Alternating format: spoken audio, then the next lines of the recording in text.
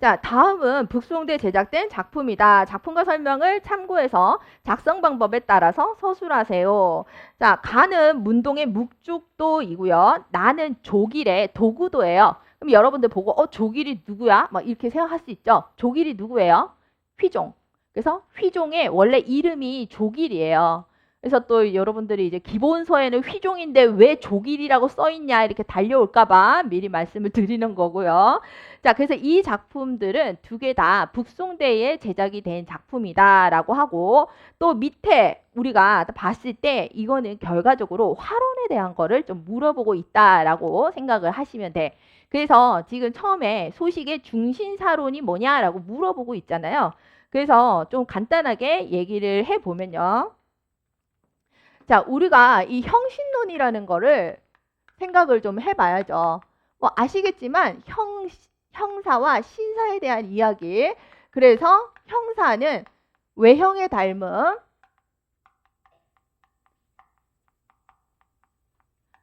그리고 신사는 대상의 내재한 정신성을 담아내는 것이라고 이야기를 할 수가 있죠. 그래서 뭐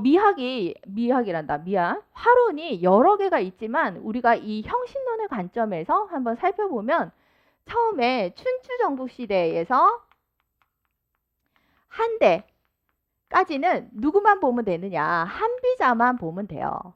이 한비자라는 분은 회화의 난이. 그래서 그림이 어떤 게 쉽고 어떤 게 어려운지 그 관계에 대해서 이야기를 했는데 이분이 뭐라고 하느냐? 자, 말이라든지 소 같은 그림들은 그리기가 어때요? 그리기가 어려워라고 얘기를 해요. 자, 그 반면에 귀신은 쉽다. 자, 말이나 소의 경우에는 형태가 우리 모두가 다 알고 있잖아요. 그렇기 때문에 이거는 조금만 못 그려도 이 사람 실력이 없다라는 게 바로 평가가 되잖아. 그제? 그렇기 때문에 이것들은 그리기가 더 어렵고 귀신은 우리가 보지를 못했으니까 어떻게 그리든지 간에 뭔가 이제 평가의 대상이 잘 안 된다라는 그런 얘기를 하고 있습니다. 그렇기 때문에 한비자의 입장은 이때 당시에 형사를 더 중시했다라고 생각하시면 돼. 자, 그러다가 그 이후에 위진남북조 시대의 동진에 누가 나와요? 네, 고계지가 등장을 하게 되는데 고계지는 우리 전신론을 이야기를 하게 되죠. 그죠? 이 전신론에는 특히나 전신론은 인물화에 대한 얘기야. 산수화도 아니고 인물화. 그래서 인물화 안에는 뭐가 있어야 돼요? 네, 천상묘득을 해서 이형사신에 이르러야 된다라고 이야기를 하고 있습니다. 그래서 여기서 말하는 천상묘득은 그리기 이전에 정신성을 파악하는 거. 그죠? 그래서 그리기 이전에 대상의 정신성을 파악을 하고 그 다음에 뭐해? 형을 통해서 신을 드러낸다. 정신을 드러낸다. 그래서 여기 고계지 같은 경우에는 우리 기출에도 나왔지만 뭘 중요하게 생각해요? 눈동자. 그지? 그래서 눈동자 안에 정신성을 담을 수 있다. 자, 그래서 고계지, 동진의 고계지에 있는 전신론을 한마디로 이야기하면 이때는 신사를 중시하기 시작했다. 요 정도. 그래서 신사를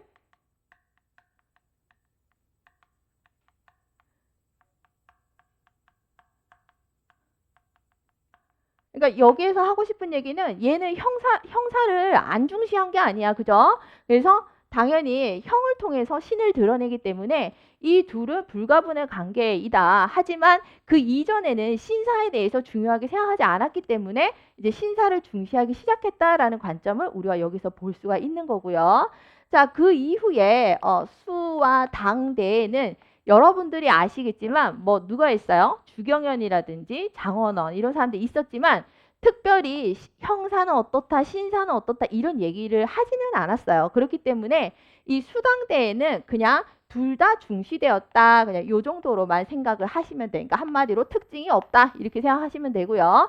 자, 요 이후에 이제 등장하는 오송대 시기를 우리가 좀 살펴볼 필요가 있습니다.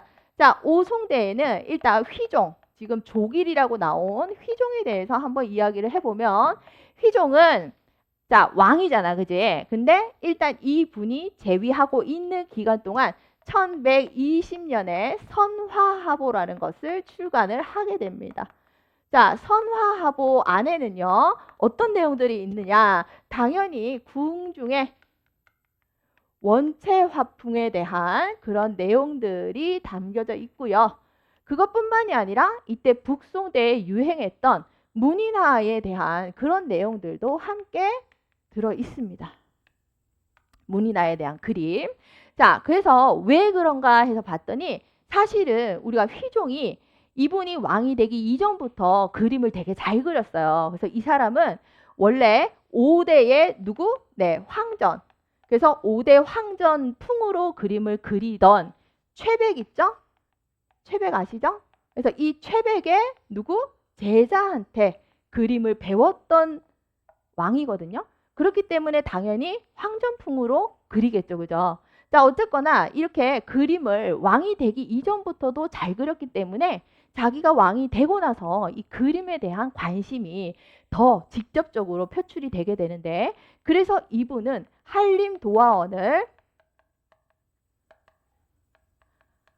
한림도화원을 조직을 해서 자기가 실제로 그림을 직접 지도를 하기도 해요.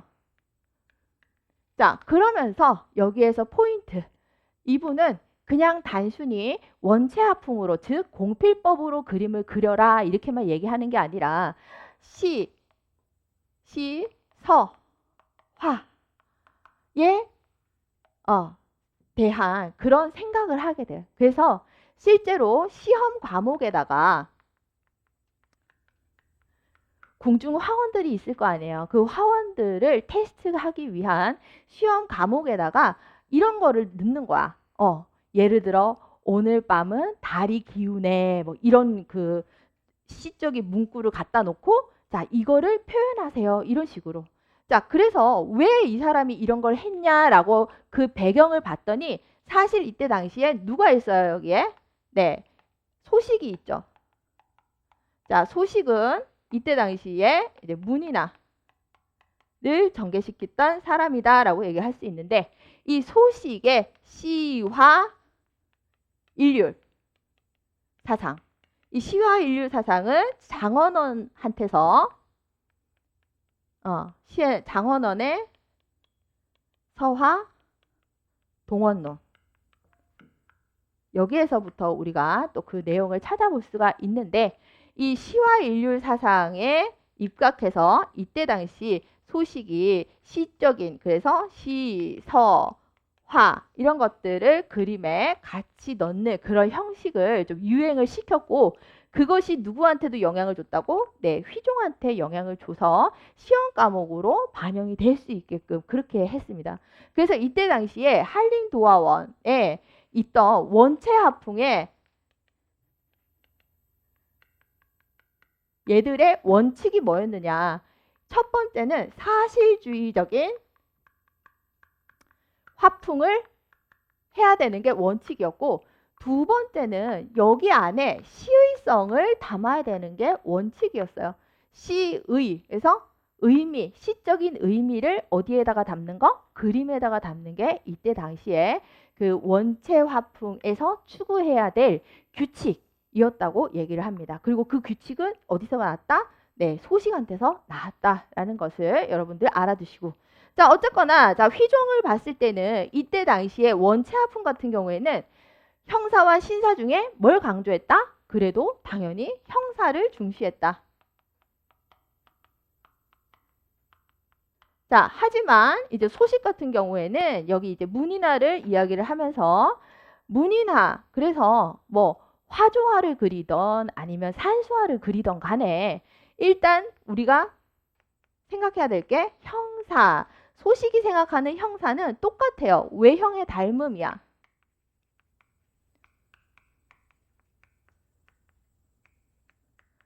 자, 그리고 소식이 생각하는 신사라는 개념은 당연히 그 예를 들어서 화조화, 대나무를 그린다. 그러면 대나무에 담겨 있는 어떤 이치와 본질 이런 게 되겠지, 그지? 자, 대상의 이치와 본질이라고 얘기를 할 수가 있고 그거에 더해서 거기에 빗대어서 결국에는 뭘 드러내는 거야? 작가의 사의성.